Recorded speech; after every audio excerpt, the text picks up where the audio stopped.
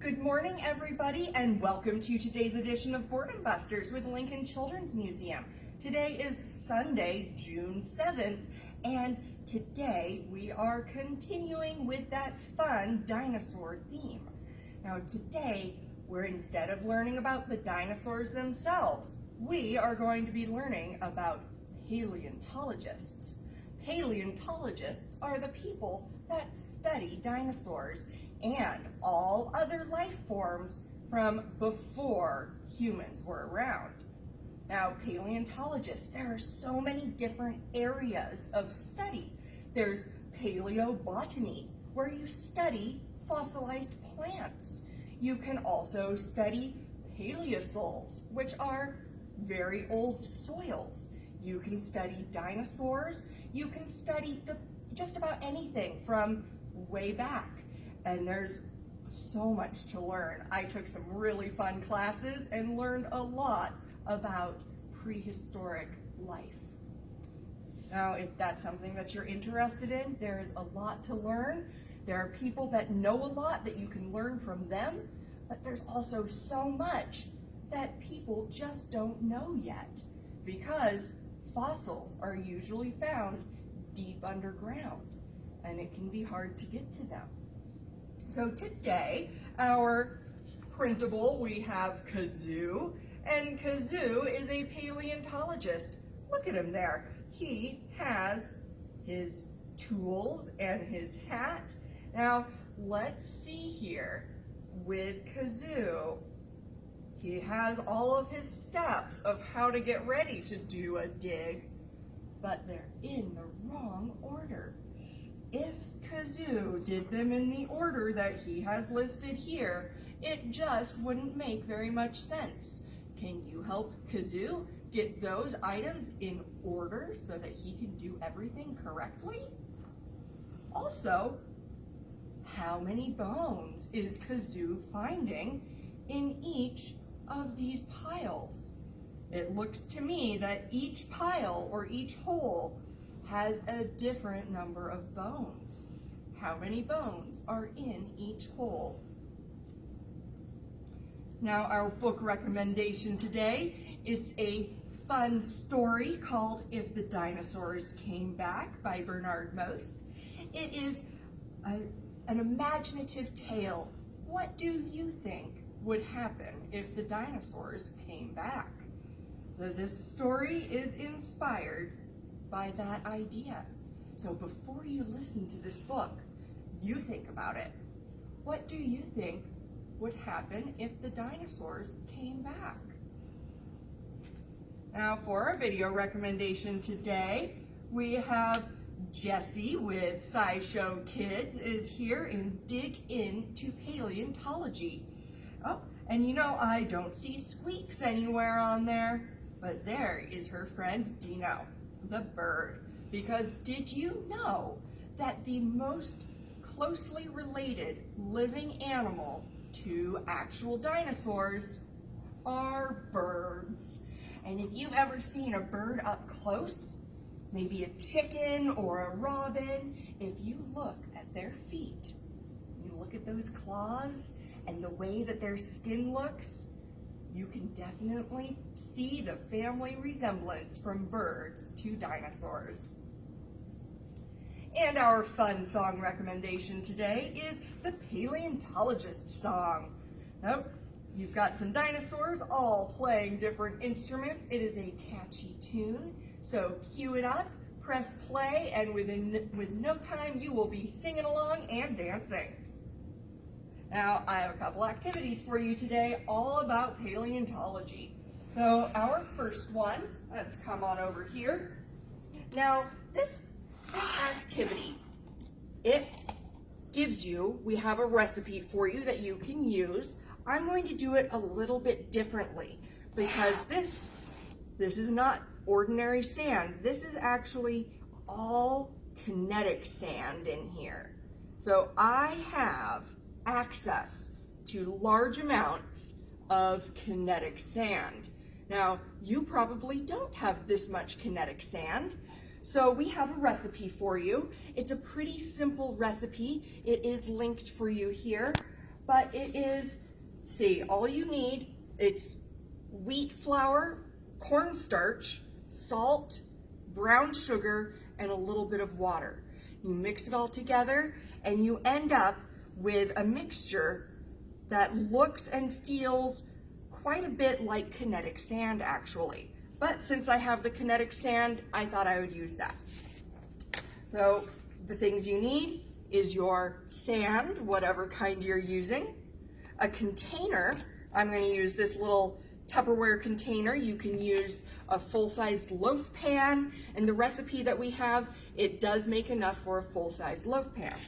You will need some dinosaur skeletons. So I've got this full skeleton. I have some other bones, and I brought in some shells too, because so many shells get fossilized.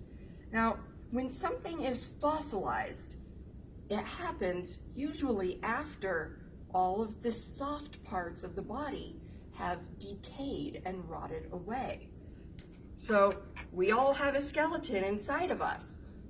Most animals have a skeleton inside of them, all surrounded by soft parts. Shells are the hard part of the animal. The soft part would be inside. So kind of opposite from how we are. But with so much hard material, it fossilizes really well. So I actually brought out a fossil here. This is a fossil shell. So you can kind of see this here. This is the fossil of the shell, and it's just in the rock. And on the back here, there's another little shell. So that's pretty cool. Now we're going to make a little bed here, so a fossil bed. The way you do this, just lay down a layer of your sand mixture, whether you happen to have a lot of kinetic sand like I do, or if you make the sand using the flour and brown sugar, and press it down into the corners. Then start laying out some bones. So I'm going to put out a couple little bones. I'm going to put this shell in here too. Cover it up. And this is how fossils form too, is when they get covered up. Now, bones can be eaten, like cats and some other carnivores. They do eat the bones of their prey. So those bones are not going to get fossilized. Some bones will be left out in the sun and they will start to break down. Well, if they break down too much, they're not going to be fossilized either. If something like a coyote or a wolf chews through the bones and they all get everywhere in little tiny pieces, those little pieces might get fossilized, but it would be difficult to tell what they are. Now, for the full skeleton to fossilize, like that pterosaur that I just put in there, what would have to happen is the animal dies, and then it's very quickly covered with sediment, with something. It's covered with something, whether it gets trapped in a landslide that covers it up with all of that soil, or maybe it gets trapped in a volcanic ashfall and it gets covered up. That way, once it gets covered up, no big carnivores like a wolf or something is going to come and tear it apart and distribute those bones and scatter them around. It gets covered up very quickly. That means that then all of the bones are still in place to form that skeleton.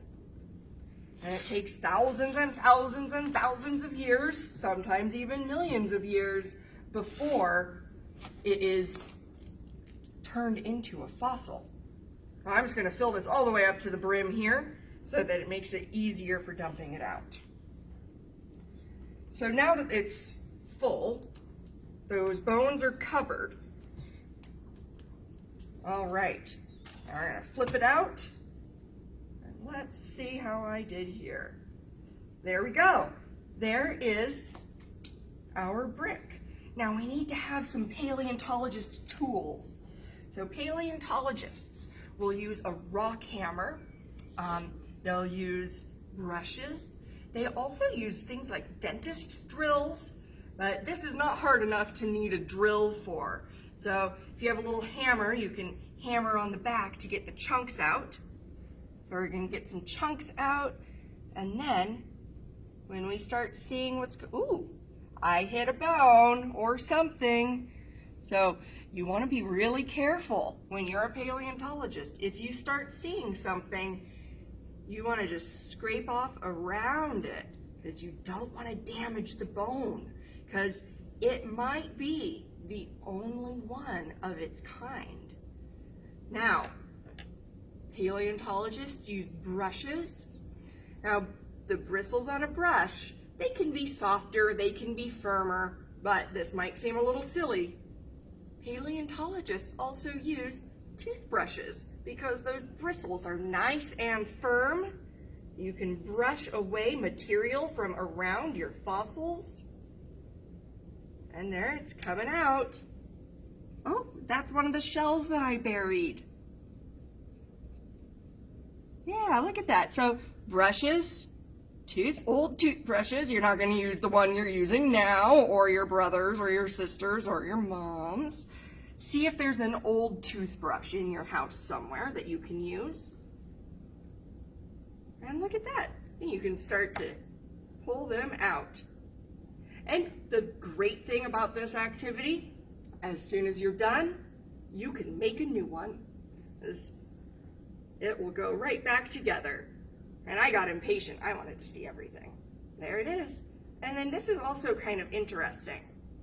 So what happened to my snail shell here? It looks like it got full of my sand. And that's what happens when a shell like this gets buried. The inside of it fills up too. And this part is very tricky for paleontologists. Just think about how thin that shell is, and you don't want to damage it.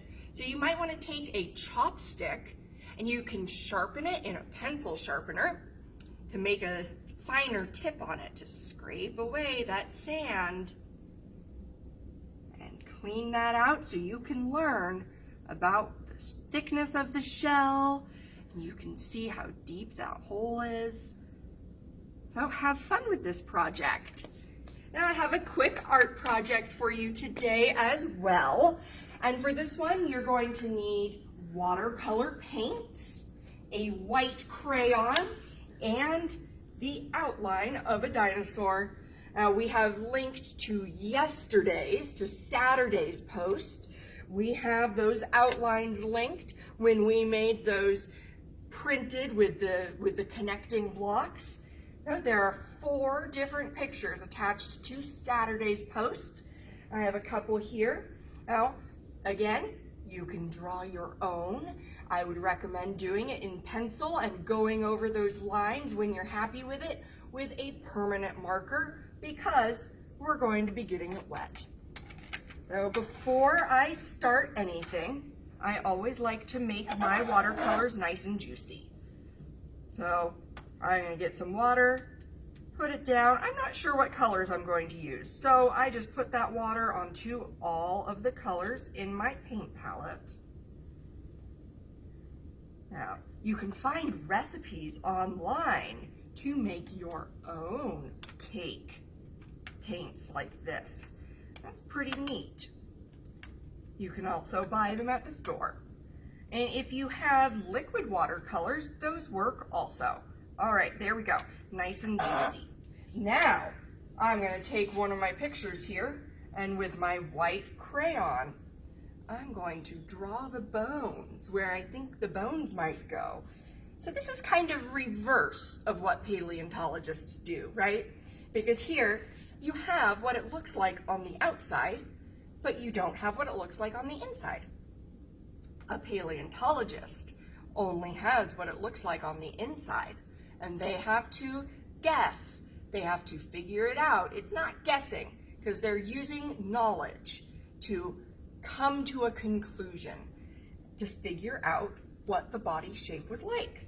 So here, let's see, these are some legs, so I'm definitely going to need some leg bones here. Now, one thing that I see that a lot of kids do is they don't color hard enough with their white crayon. You want to color really hard. I know it's hard to see where you're doing it, but you want to get all really thick. You want to get a nice thick layer of wax on there. All right, so I'm drawing in some tailbones. Now, I'm going to guess, based on what I know, that this one probably has ribs coming down in this area, because it has to have something to support that big body. And it's probably going to have a backbone, which is made out of lots of small pieces called vertebrae. Oh, I'm going to put those in there. I'm not sure that my legs are tall enough, so I'm going to add another little part here. All right, now the vertebrae come all the way up the neck. Little wings on there, on those little vertebrae. And then the skull. Now the skulls are some of my favorites, but they can get so heavy. So the skulls, did you know that a fully fossilized Tyrannosaurus Rex skull weighs a couple thousand pounds? So if you ever go to a museum and you see a Tyrannosaurus Rex fossil on display, the skull is fake because it is just too heavy. Because a fossil is heavier than the original bone was. All right, so here we go. I know it looks like I haven't done a single thing here, but let's see. I'm going to start painting my dinosaur. Oh, I'm seeing some things coming through. A little crayon resist here so we can paint over it, and look at that. The wax of the crayon does not allow the water from the paint to stick to it. So it resists that paint. And now I have the skeleton revealed. I think I did a pretty decent job there. What do you think? And you can paint them any color, and there is your appearing dinosaur skeleton. Now, I do have a joke. Last thing for today is a joke for you. So, Miss Lauren. Yes, Miss Greta. What do you call a paleontologist who is just tired all the time and lays around on the job? I don't know. What? A lazy bones. They study bones. All right, have a nice day, everybody. Enjoy your Sunday, and I will see you tomorrow morning at 10:30.